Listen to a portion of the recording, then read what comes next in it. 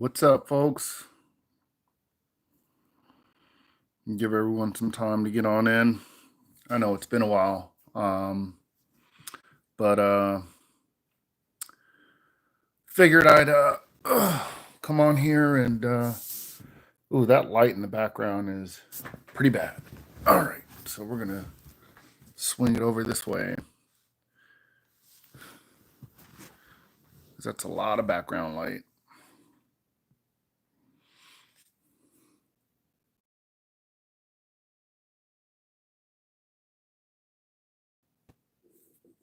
What's up? What's up? What's up, folks? All right. I'll let everyone get up in here. The man, the myth, the legend. Nah, I don't know about all that, but I do my best.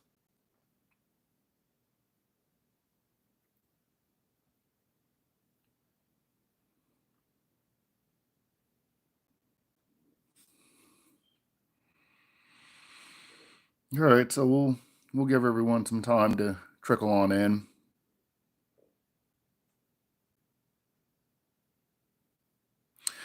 You said I'm on the TV and the phone. Hey man, just because I was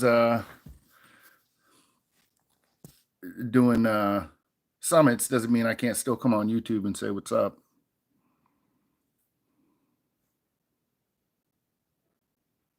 Okay.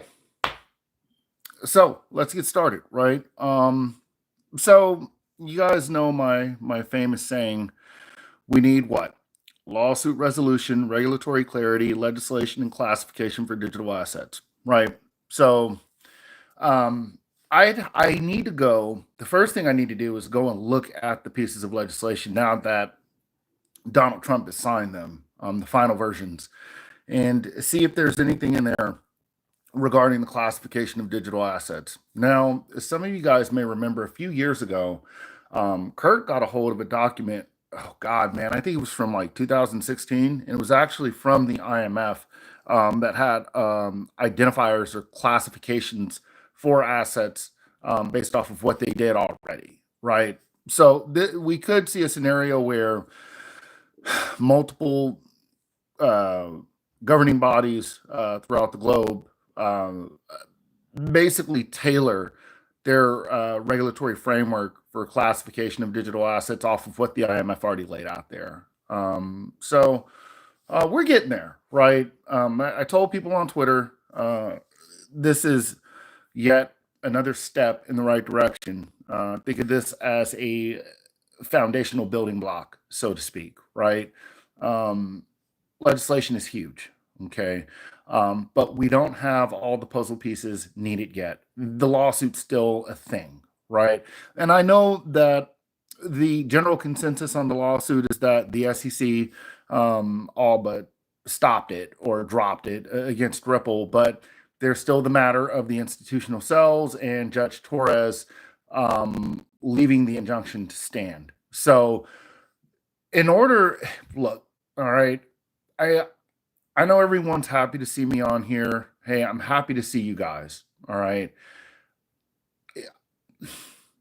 I am trying to keep my content limited because I think oversaturation in this space can do more harm psychologically to investors than it can good. All right. Um, I think things in moderation are good. And I think too much of something is bad. And that's with anything, right? Um, I want you guys to understand that at this point, mentally, you should be in autopilot mode. All right.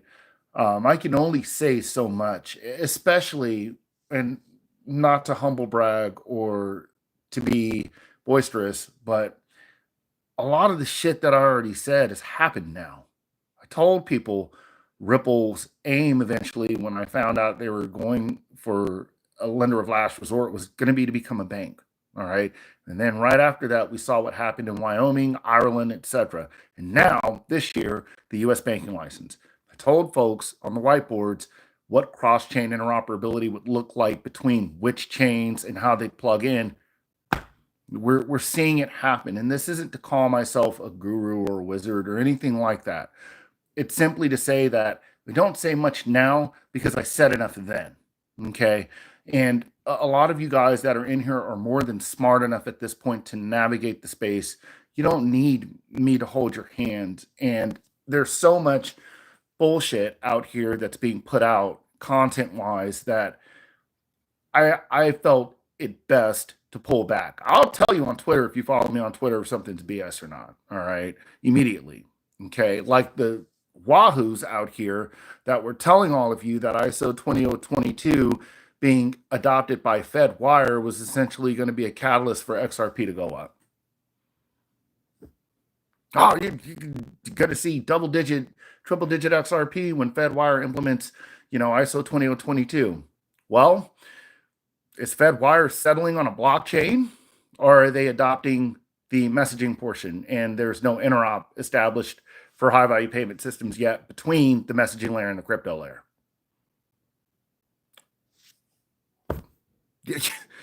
But you know what? People were saying this shit a few years ago. Okay. They were out here telling people because folks don't, I'm trying to be diplomatic here when I say this. Folks need to do more research. All right. The messaging layer and the crypto layer will interoperate. I've shown that. And then after I showed it, a year or so, probably about 2 years later, you saw the crypto ISO 20022 interop project where it showed payment data from crypto payments being settled on chain, being incorporated into ISO messages. That's what you'll see, right? This is why they all want to speak the same language that's data rich so that they can incorporate enhanced data from those payments that are done on blockchains, right?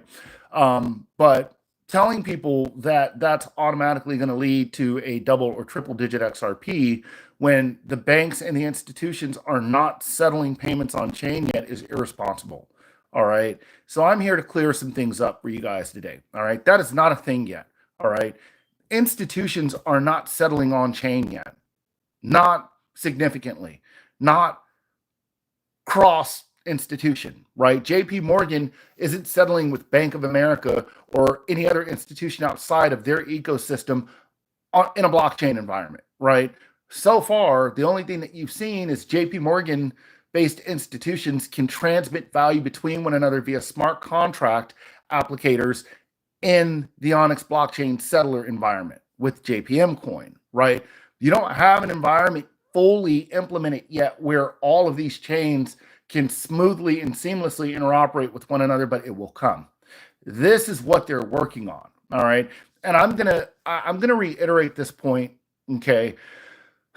In order to see what we need to see for full price ascension regarding any of these utility-based assets, this is not a matter of value on chain. All right. You can put $2 quadrillion on some of these chains, and not only does it need to be put to use, meaning transactions need to happen. I don't care what anyone out here tells you. Payments, listen to me. Payments are not enough, okay, to make this happen. All right. The store value proposition has to come into effect. Reserve-like components have to be attached to the asset, right? Now, I see that treasuries are going on the XRP ledger. I know that they'll be involved with derivatives. I know that cross-border payments and remittances are a thing, but I'm talking about reserve-like components regarding foreign exchange integration, okay? I'm talking about the components like spot ETFs and other investment vehicles that incentivize and in some cases require holding of the physical asset. I'm talking about DeFi, okay? Collateralization that happens on the ledger where you start having businesses that interoperate with the XRP ledger and they start offering yield generating products to consumers.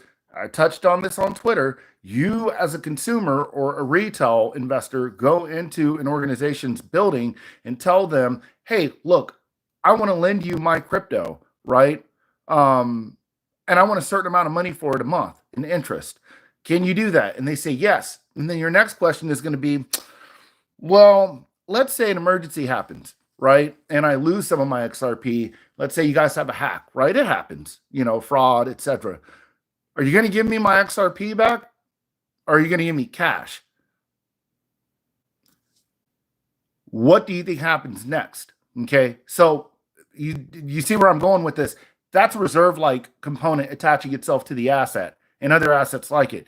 Because what that tells me, if they're able to replenish your crypto in the event of a catastrophe, as they should, as an institution that's handling this stuff, that means they have to have reserve pools of the assets to be able to replenish their customers in the event that something happens, and to pay interest out in the form of the asset if folks say, I don't want my interest payments in crypto, or I don't want them in fiat, I want them in crypto. Now, me, I don't really give a shit about the interest income, right?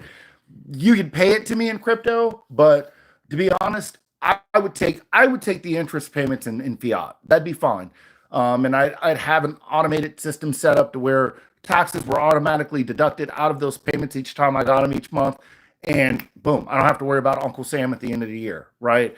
Some folks will take crypto. And for those folks, like I said, the institution's going to have to make sure that they have a reserve-like pool holding these assets so that they can, one, replenish in the event of an emergency, and two, pay their customers out in crypto. Now, imagine if multiple institutions start doing that, right? Imagine if you start seeing scenarios where, because of this, because of the price ascension that we'd likely see, other businesses outside of just fintechs and banks start dealing with crypto. The gaming industry. I mean, we don't talk about other industries out there. Folks are so gridlocked on, it's just going to be banks and fintechs and banks and fintechs and payment, service providers and hedge funds, and think bigger than that. Okay. And that's what I want people to do. All right. This is going to go far beyond just your traditional financial institutions. And I want everyone to be ready for that. Okay. Now, as far as when to take profit, because of, things are going to get interesting pretty quickly.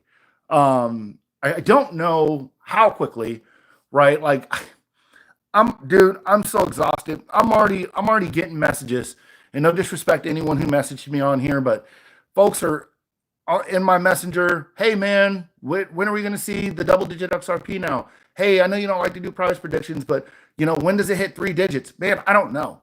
Okay, I don't know, and only the market can tell you that.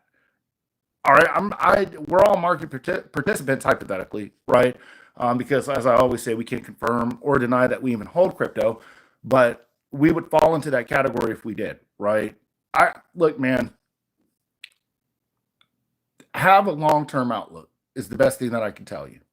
Okay. It keeps you psychologically grounded. You're not going to be disappointed. You're not going to be apt to sell if you don't see what you want in a certain time frame. Okay. So look, like I said, there's not really much to say outside of, hey, I'll just come on here and kick it with you guys for a little bit. I'm trying to look at these comments. I can't talk today.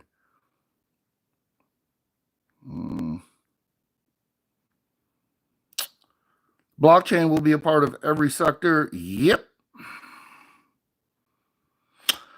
What's up, Kita? How you doing, mamas? Missed you guys too. No problem. Every now and then I like to come on here and kick it with you guys. Manny Pacquiao, yeah, I know, right? He's fighting Barrios tonight. I will be watching. All right, let's see. I don't know if boxing's on right now. I'll have to check. Everyone's saying the legend. Oh God, you guys are too kind. I'm just a guy with a little bit of common sense in the space that uses it, right? That's. I think everyone, I've heard people say all sorts of great stuff about me. Oh, he's so smart. He's a whiz kid. I think probably the best attribute about me, to be honest, when it comes to this space, is that I'm just genuine. I don't want anything from anyone, right? I don't want an ego stroke. I don't want your money. I don't, want to take your disposable income from you to build my bags. Hell, man, you'd be. I mean, I'm not saying I don't hypothetically have decent bags, but they're not what people probably think they are, to be honest. And part of the reason behind that is because number one, I have a lot of responsibilities. Number two, I'm not taking money from people and using it to build my bags. So a lot of these content creators out here that you see, they got way bigger bags than me, man. Way, way bigger, exponentially bigger than what I probably hold, right? I'm a small fry in that world, but I would rather be able to look at myself in the mirror and be proud of myself as a man and knowing that I helped other people get to where they're trying to go instead of taking from them while they were trying to build themselves up. I hypothetically packed my bags years ago and just left it and said, you know what, this is what I got. This is what I'll roll with. Um, who do I recommend you listen to? You know what? I think Max Avery. I like Max, man. He's the homie. I'm sure a lot of you probably follow Jake and those guys. But I really like the content that Max puts out. It's well thought out. He articulates his points really well, and he speaks a little bit more to the tech side. Now, if you're looking for family office type stuff, LLC stuff, etc., Jake puts out some good content too. Things like reverse carry trade and all sorts of geopolitical stuff. He's good. I know Kita and Miss World Be Free, Melissa from Twitter. They do the Dip the Toe show and a few other things. So you can always go and check them out. They have some really good discussions. Like they've done stuff with Molly Ellamore, Linda P. Jones, etc. Baggins is really good when it comes to giving a technological understanding of the things that are likely going to happen at some point. He has a really good grasp on all of that. And you can find Baggins on Twitter. Future, hey man, people may be like, who is this country dude? But Future's a smart guy. And he has a pretty good grasp. I haven't heard him much on Twitter. I think he's in Jake's mastermind Discord mostly. But if you ever get a chance to, hear him, he makes things very simple. Like, he can break some complicated things down to base level so that people can grasp it and understand it. You already know the obvious K Moore. If you can catch him anywhere, Kurt is always, going to put on a master class. And he's another one of those guys that does great analogies. Cypress Demanicore. I really hope I said his name right because I always mess his name up. I think it's Demanicore, Cypress Demanicore on Twitter. Awesome, right? And to be honest, and this is proof, right, that I don't just hate on people because they charge, right? People are always going to charge. All right. If you're good, the Joker said it in The Dark Knight. If you're good at something, don't do it for free, right? I'm just one of the only idiots on here doing that because I'm a real person. All right. I wasn't born into money. I didn't come from a rich family. Interestingly enough, actually, I kind of did, but you're talking centuries ago. Our Turul family actually has a castle. It's so wild, man. A castle literally built to our family outside of Barcelona in Spain. And they speak Catalan the whole nine. My cousins went there and sent me a ton of pics. And yeah, as our family. And it was weird, like having my cousin be like, oh, that's our great, great, great granddad on the wall. And he's like in some or royal looking clothes and it's some white guy. And I'm like, what the fuck? Okay. Yeah, that's weird. So I guess you could kind of say our family does come from, I don't want to say royal. I don't know what the word would be for it, but some pretty cool lineage. But I mean, I never experienced that, man. I ain't a Spaniard. Hey, so as far as my immediate family is concerned, we came up from some pretty humble beginnings, right? So I know what it's like to have struggle, in terms of, and I'm not saying I grew up like super poor, right? There was a period in my life where, things were probably a little bit tougher, but I didn't give a shit because I had my dad. So I never felt like we didn't have much, even when we did have some pretty humble, beginnings in life. I just loved him so much, man. I was just like, hey, man, as long as I can be around my pops, man, hey, I don't care. I don't care if we sleep in a box, But things as I got older got a little better. It's just the neighborhood it had some interesting dynamics without going into detail.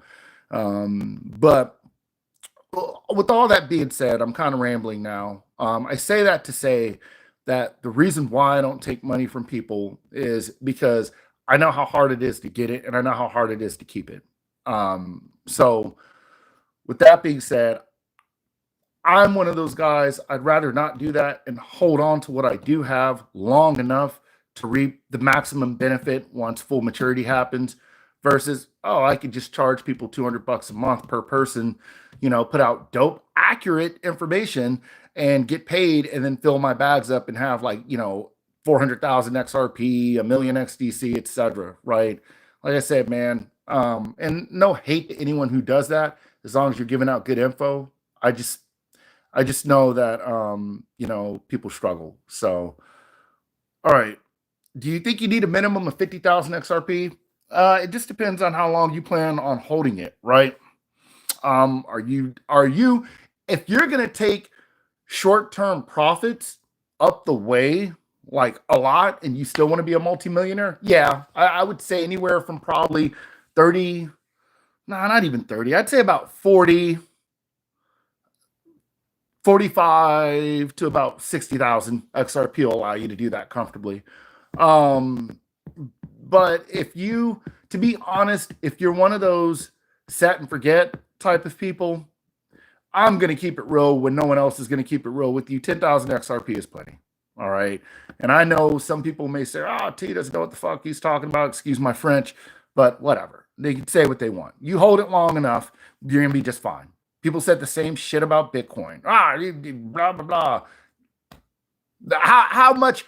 Do the math now. And I'm not saying XRP goes exactly to what Bitcoin went to, but theoretically, let's say it did, and you had 10,000 XRP, and it was at Bitcoin's price. How much money is that going to net you? Hell, even if XRP only went to a maximum of $1,000 and you had 10,000 of it, right? That ain't going to set you up too bad in life. Now, are you going to be a billionaire? No, you're not going to be a billionaire. Unless you have some sort of dope passive income strategy where you're taking those millions and you're leveraging it in the form of interest payments and then reinvesting that into something that's going to pay out big, then sky's the limit, right? But you have to find something like that that's reliable, that's going to pay you out like that. So, what do I think of Flare? I think Flare could be a valuable part of the ecosystem regarding DeFi. But we have to see, right? I haven't done the same extensive amount of research on Flare like I've done on XRP, XLM, XDC, IOTA, Algorand, HBAR, Quant, etc. But I do think that it's got its place for sure. Yeah, and Avalade is right. It depends on your age, right? Like, I mean, for me, like I can afford to wait, right? Even if I don't retire until I'm 48 years old, I'm still young, man. Like, I mean, I'll be 41 in a few months, right? Like, I mean, I don't really too much care about like waiting, maybe 6 more years. I mean, that's not that big of a deal. Um,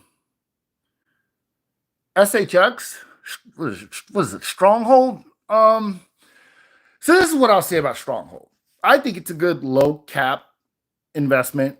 But I look, man, think of it like this. What is Stronghold ran on? Right? Things like that are small cap are great. I don't want to say short-term investments, but you're probably going to see more growth quicker where you could take profits and maybe roll it into something else from something like an SHX or an XSP or an XDC even, versus like an HBAR and an XLM and XRP, right? You'll have to wait a little bit longer for those, okay? This all depends on your strategy. Do I think it's a quality project? Yeah, I do. I'm not going to lie. But what are your goals here? Okay. Look, man, all right. I'm going to be 100% honest. This is financial advice. I don't care anymore. All right. One of the better strategies that you can implement in life regarding investments is to find things that are a sure bet institutionally in terms of crypto. Beef your position up in those few things. Look, and I'm talking like maybe 3 assets, right? Stop chasing everything. I'm not saying don't diversify, but if you're not working with a good $50,000, you don't need to diversify in 8 different projects. All right. Like I don't understand the FOMO where people are like dogs chasing their tails in the space. Get the native protocol that protocol is running on first. Now here's what I'm going to say to that. If you have enough crypto and your bags are packed to a satisfactory level, sure, right? Jump in some low cap gems, stay diversified. But man, if you've only got like 3,000 XRP and you're like, well, what about Songbird? I'm going to look at you like you're crazy. Like, you don't even have 10,000 XRP and you're already. Now, here's the thing. If you couldn't afford more XRP, I get it, right? And to those people, if you don't feel like you have enough time to beef your positions up in more expensive assets, okay, right? I get that. Well, T, I can't afford 10,000 XRP right now because now it's at almost $4. So what do? I didn't listen, or for whatever reason, life happened and I didn't have time when it was cheap to get that much. Okay, well, that's fine. Then that's a good strategy to start looking at things like an XDC, an XSP, an LCX, an SHX, etc. And getting on those low cap gems, right, that do have some sort of institutional interest in them. All right. But I am never going to tell somebody if they don't have their liquidity token bags packed and other utility asset bags packed to go and start chasing other things. And it's not because they couldn't afford it, right? Like, oh, I can afford to pack those other bags. I just want to jump into something because an influencer brought it up and I think it's a quick way to make money, right? Have a strategy is what I'm getting at. All right. What do you plan on doing with the profits, right? Can you take profits from some of these assets? All right. You see where I'm going? Like there are a bunch of questions that you need to be asking yourselves before you just start spreading your money too thin. All right. Focus on the ones that have the institutional interest and incoming adoption. And it's been stated already, right? You know, Hedera's governing council is a beast. You know, folks are going to use Overledger. You know, XRP is already in the fold along with XLM and XDC. All right. You know what Algorand's up to. All right. You know what IOTA is going to be used for regarding machine learning, etc. All right.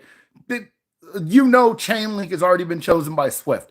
Look at the things that are going to have real world staying power and problem solving ability and go with those. All right.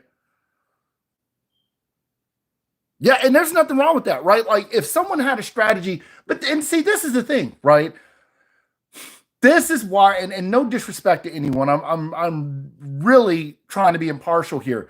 But man, God damn it, man. This is why I was telling people years ago when XRP dropped out. And okay, go look at my community post. It's there. 2020, I was telling folks, don't let this lawsuit scare you. It's at 18 cents. Buy now. Back the truck up. Don't wait. I've been screaming it from the rooftops forever. You know what happened?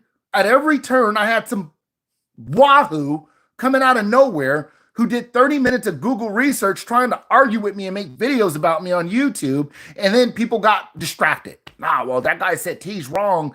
You know, he's a white guy with glasses, so he's got to know more than him, maybe. And then people started losing their conviction and falling by the wayside. And you didn't want to listen to the jigaboo with the curls that told you to buy the asset that's going to have fucking prospective value in the future, and you screwed yourselves.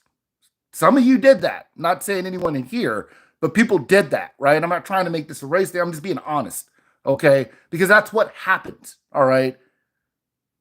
People let themselves get distracted by all of these other negative voices out there instead of listening to the people that have your best interest at heart. All right.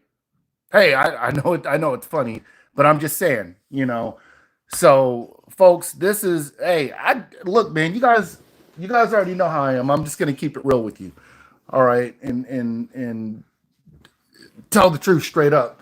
Like, it is what it is, man. Like I said, if I were blonde hair with blue eyes and glasses, most people would have been billionaires already because they would have took everything I said as gospel, right? I had people sending me this bullshit from Jeremiah Invest. I'm like, dude, who is this clown anyways? He doesn't know what he's talking about. All right, you listen to him if you want. Listen to him tell you T's wrong, and you're going to end up crying yourself to bed every night. And what ended up happening? XRP went to almost $4 when it was like 30 something cents during that time frame, and people jumped out. And it's not just him, it's folks across the crypto sphere, right, who behaved like this. So that's kind of my gripe, right, with the community, is that I've been here for over 5 years. All right. Now, was I always on YouTube? No. But those of you who have been following me know I've been doing financial content since 2018. All right. Palantir. How many people did I tell to buy that? Go buy Palantir, right? It was at what? $8? Now it's over $100. It's like at 150. Like, what? So you don't need a lot, all right? You don't need the hell of assets in your portfolio.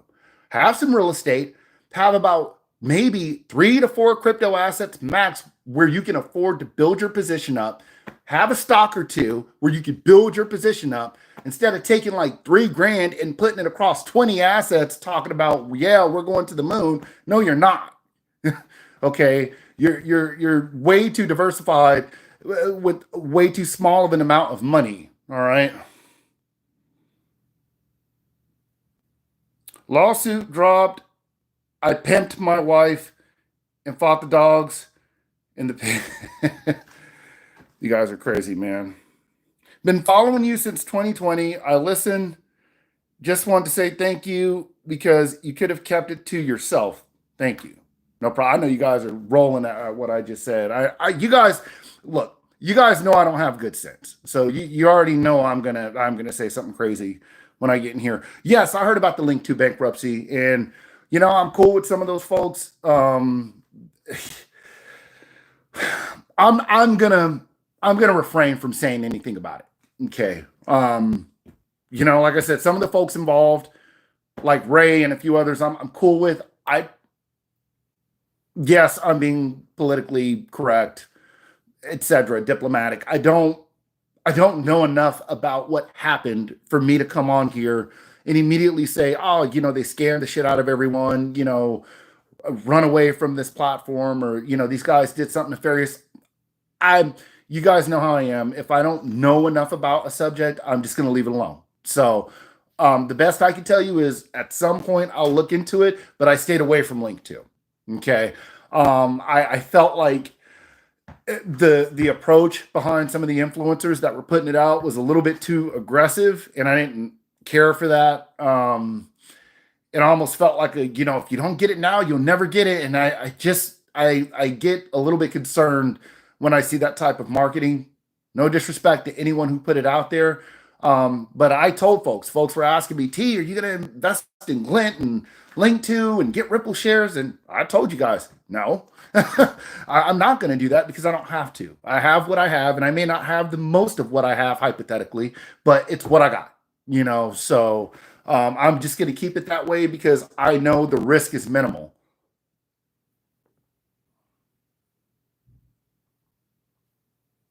You said, looking at you, Rector, and DAI. Yeah. Why do we think the SEC hasn't dropped their appeal yet? I think they're going to. I think they already stated that they're going to drop the appeal, right? I think the only thing um, with the SEC is they're working with Ripple to figure out a way to get Judge Torres to let this injunction slide, right? In terms of like getting rid of it so that Ripple can offer sells to institutional investors. I think the problem here is how they approached it. And look, I'm not a lawyer. I don't play one on TV. I'm a tech guy. All right. So I'll do my best to explain this. Take it with a grain of salt. I think what the SEC, bleh, Jesus, the SEC's legal team should have done was they should have approached it like this. Hey, Judge Torres, so the previous SEC administration that we had in play, we didn't agree with how they handled this situation with Ripple. Okay, so we're gonna revisit this. Now that we have a different staff on board, we want to redo this whole thing basically, and you know what I'm saying? Like, do this the right way, right? They kind of just came out of nowhere and said, "Hey, we want you to overturn this and um, do things the way that we want them done now," without providing an explanation that the reason why they were going down that road is because there was a change of the guard, right? So, um, to be honest, look, man, I think it's going to take a little bit of time for them to get that ironed out. I think they do get it ironed out, but like I said, I think it's just gonna we're just gonna have to be patient on that, right? But I think once that happens, and I'll be honest, I think that's why you're seeing some caution from the SEC's point of view regarding these ETFs and ETPs, right? I don't think they want to approve too much just yet because, I mean, to be honest, if I were the head of an institution, I kind of wouldn't touch it with the lawsuit in play, right? Um, I would be looking at it like this: how much institutional volume and inflows do we expect to see um, in a scenario like this when folks are going to be like, well, institutions can't even be sold the asset that they're leveraging. So, people want their back scratched, okay? And that's the truth behind it. Institutions don't want to do the legwork and have to go out to an exchange themselves and do things the hard way like we have to do it, right? They want their back scratched. They want things to be easier for them. Okay. And having an injunction in play that stops them from being able to buy directly from Ripple, it could hinder that a little bit, right? But I do think, like I said, once you see that lawsuit resolution happen fully, I think what happens is ETF approvals start happening across the board for a myriad of different utility-based assets. Like I think you see HBAR ETFs and ETPs, stuff with Quant, stuff with XLM, XDC, Solana, etc. Like it'll be across the board, and I think we'll see a healthier ecosystem for sure. Um, we're already moving in the right direction. All right, with the OCC, the FDIC, and Operation Choke Point 2.0 being lifted and banks being allowed to participate in crypto. The pieces of legislation that just passed, the SEC working with Ripple to try and fix this shit that Gary Gensler and Joe Biden's administration did, all that damage. All right, we're getting there. Okay. And then this is why I'm telling folks, like, I know it's great to see me, man. All you need to do is just put yourself on cruise control. DCA when you can, when you see drops, and just hold, man. Listen to me. Hold on. Even if you may feel like, well, I don't have as much as the next guy has, or my bag's not, that size or this size, or don't compare what you have to anyone else. Get what you can now and hold on. And I've been saying this for the better part of almost a decade regarding stocks and crypto. Okay. Like I said, I started doing financial content aggressively, no pun intended, via the Bearable Bull. But I started doing this in 2018, right? And like I said, Palantir was kind of my baby. And then obviously XRP and others as well that came into the fold. So I don't know everything.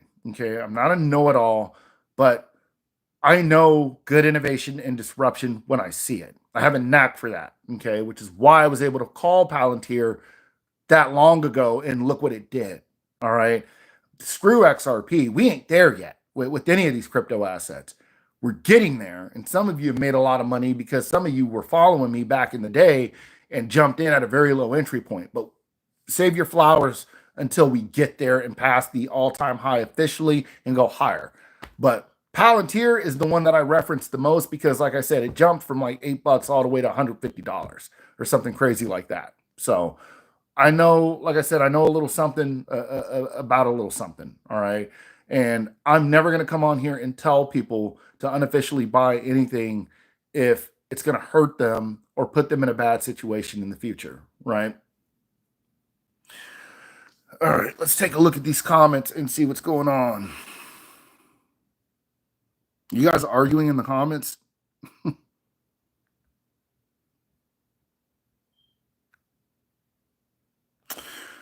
Okay, do you think they'll have a requirement on how much of an asset you'll need to hold in order to stake with institutions? No, but what they could do is set, well, it depends, right? I mean, Gary Gensler tried to raise the accredited investor limit, and I think what they're, I think what they're going to try to do is basically make it to where, well, you can't even hold or transact with these assets or gain interest on them unless your net worth is at a certain threshold, right? I.e., $10 million.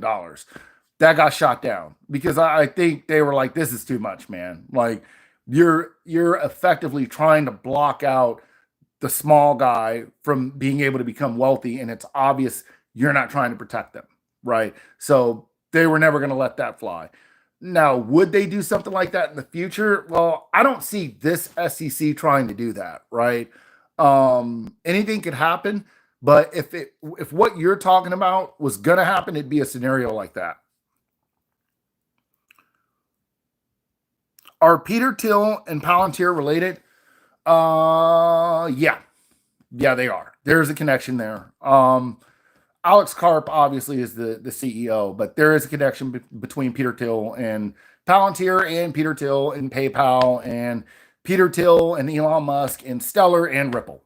As a matter of fact, funny enough, Elon Musk, and yes, I'm saying this is fact, Elon Musk and Peter Thiel are both a part of the Founders Financial Group who were seed investors in Ripple and Stellar.